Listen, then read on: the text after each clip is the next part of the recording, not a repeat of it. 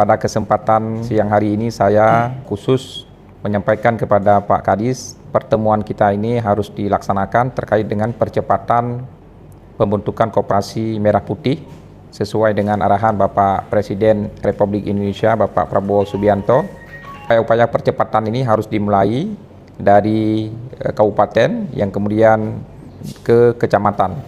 Oleh karenanya saya ingin berhubungan langsung, hari ini berkomunikasi langsung dengan para camat di seluruh jajaran kecamatan di Aceh Timur, 24 kecamatan, untuk bisa mendengarkan langsung arahan dan instruksi dari kami selaku pimpinan daerah. Saya menginginkan Bapak Camat bisa mengkoordinasikan dengan baik dengan Kepala Desa, dengan para gesi, untuk mendorong proses percepatan musyawarah desa pembentukan Koperasi Merah Putih.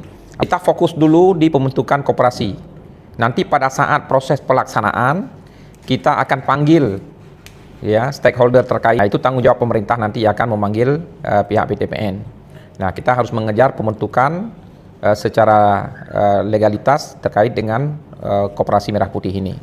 Kemudian yang kedua, untuk pembelian kebun sawit, nanti akan ada petunjuk teknis yang disampaikan oleh dinas terkait mengenai dengan penggunaan dana yang dikelola oleh Koperasi Merah Putih.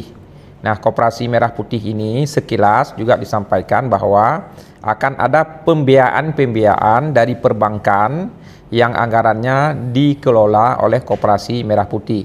Nah, apa saja nanti perbedaan antara Koperasi Merah Putih dengan BUMDes juga akan dijelaskan dalam petunjuk teknis pelaksanaan yang akan disampaikan oleh pemerintah berdasarkan rujukan daripada pemerintah pusat nantinya.